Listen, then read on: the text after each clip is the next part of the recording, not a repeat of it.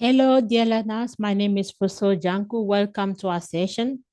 The theme of our discussion at this point is how to use synthetic division to determine the quotient and remainder terms of a cubic polynomial. Feel free to like, comment, share this video, and why not subscribe to this YouTube channel. You're encouraged to email me at the address ftpriest@yahoo.ca for more information regarding one-on-one online tutorial sessions. The learning objective is to help you understand synthetic division process for cubic polynomials.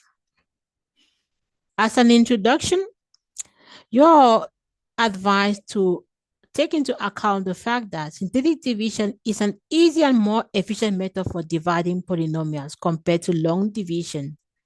Why do we say so? Because it enables us to find the quotient and the remainder by considering the coefficient of the terms in each of the polynomials without having to rewrite the variable and exponent for each term. Note that if a term of a certain degree is missing in the expression of the polynomial, then write the term with a coefficient of 0. Consider this polynomial f of x equals to 2x cubed plus 4x squared minus 1. What is missing in this polynomial? The term with variable x, indeed. So we can rewrite this polynomial as follows.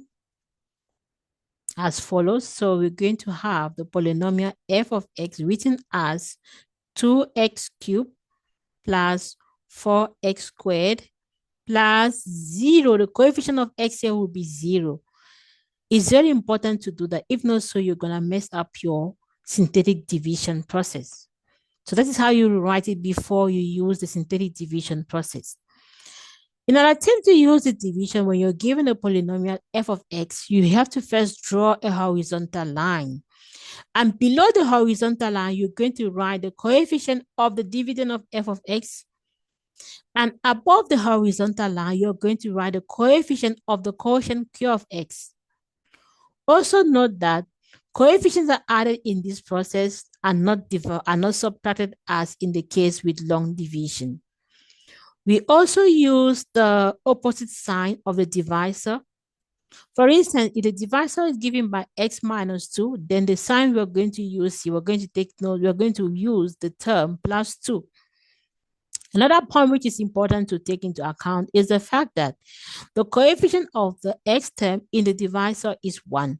Therefore, Q2, which is the first term in the quotient, is equal to A3, which is the first term in the dividend.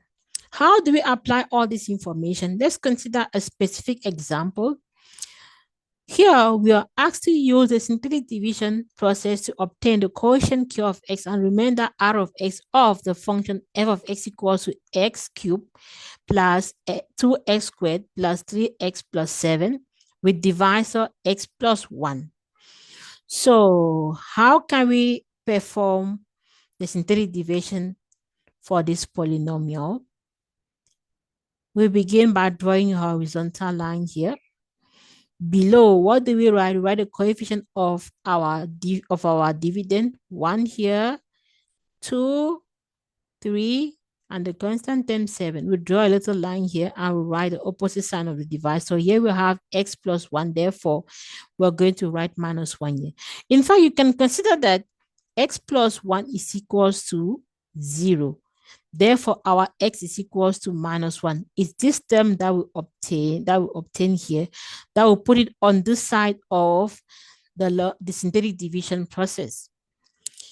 Now we need to obtain our first term of the quotient written given by Q2. We are always told that Q2 is equals to A3. And the first term of our dividend is 1. So we put 1 directly above the 1 of the dividend here. We now need to find the next term of the quotient, which is Q1. What do? We take the next term here, which is 2. We add it to 1 multiplied by minus 1. 1 multiplied by minus 1. So we're going to have 2 minus 1, and the answer is 1. We take 1, we put it immediately above 2. We consider the next term, which is 3, to obtain our next term of the quotient.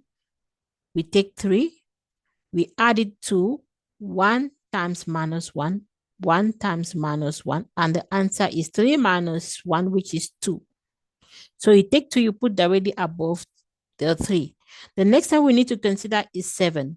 In this case, we will need to obtain the remainder term. So we're going to have 7 plus 2 times minus 1. We're going to have 7 minus 2, and the answer is 5. This is our remainder term.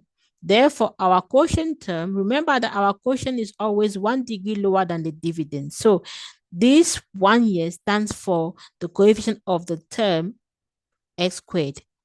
We now need to follow accordingly. The next coefficient is still 1, so we're going to have x here plus 2. Indeed, we can rewrite our polynomial f of x as the divisor x plus 1 times the dividend x squared plus x plus 2 plus 5. If we expand this, we're going to get our original expression of our polynomial. This is how we use synthetic division to obtain the quotient and the remainder of a given polynomial. What can we grasp from this example? Based on this, we can bring up a general formulation of synthetic division. To achieve this objective, let's consider an arbitrary polynomial f of x given by a3 times x cubed plus a2 times x squared plus a1 times x to the power 1 plus a0 times x to the power 0. Remember, x to the power 0 is 1, so this will be our constant term here. And we're given a divisor, an arbitrary divisor. Let's have it as ax minus b. So we now need to obtain the quotient and the remainder term. Okay, so what do? We have to let ax minus b equals to 0. Therefore, we're looking for x here. Ax will be equals to b. So x will be equals to b divided by a. We use this information here and we draw our horizontal line. We are going to have underneath here the coefficient of the dividend a cubed, a squared, a1, a0. And on this side, we use the value of x here, which is our term from the divisor. We now need to obtain cure 2, cure 0, cure 1, cure 0, and the remainder. What is the general formula used to obtain each of these? So to obtain the first term of our quotient, which is cure 2, we're going to say a3 plus cure 3 plus, times, this is times, not plus, times, okay, we get times b over a. We close our bracket. But remember, cure 3 here is 0. Cure 3 is always 0 for cubic polynomial because there's no term in for cure 3 here. The cure 3 is 0. Since cure 3 is 0, our cure 2, this term boils down to 0. So our cure 2 is the same as a3. How do we obtain cure 1? The general formulation will be equals to a2 plus cure 2 times b over a. How do we obtain cure 0? Cure 0 is equals to a1 plus cure 1 times b over a. Okay. How do we obtain the remainder term? The remainder term is given by a0, okay, plus cure 0 times b over a. Okay. That is how we obtain each of these terms. And once we obtain each of these terms, we can write our polynomial as the divisor times the quotient plus the remainder. Remember, our polynomial f of x is given by the divisor times the quotient plus the remainder term. Okay, that is how we use synthetic division to obtain the quotient and the divisor of an arbitrary cubic polynomial. As a summary, what do we obtain? In general, we have seen that the synthetic division process is a very much easy method compared to the long division process. And how do we perform this division? We begin by drawing a horizontal line, and below the horizontal line, we put the expression, the coefficient of the dividend. Above the horizontal line, we put the coefficient of the quotient, and we perform the synthetic division process as was mentioned throughout this video. Thank you for following. Thank you for watching this video up to the end. Please feel free to subscribe to this YouTube channel. Feel free to like, comment, share this video with those that can need help with this topic.